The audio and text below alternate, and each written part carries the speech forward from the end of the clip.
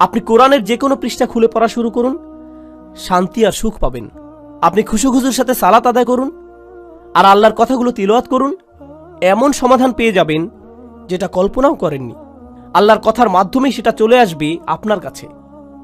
কোরআন অসীম, সর্বক্ষণ প্রাসঙ্গিক। এটা এমন একটা কিতাব যেটা সর্বকালে উপযুক্ত, আক্ষরিকভাবেই। কলেজে থাকতে আমি এক বন্ধুর সাথে এই এক্সপেরিমেন্ট করেছিলাম। তাকে বললাম, বন্ধু, সবাই তো বলে কোরআন হেদায়েত, চলো একটা এক্সপেরিমেন্ট করি। প্রত্যেকবার আমাদের কোনো সমস্যা হলেই চলো কোরআনের কোনো একটা পৃষ্ঠা খুলে পড়া শুরু করি, দেখি কোনো সমাধান পাই কিনা। আমরা এমন 2-3 মাস যাবত করলাম, আর সুবহানাল্লাহ, আমরা প্রতিদিন মেলাতাম।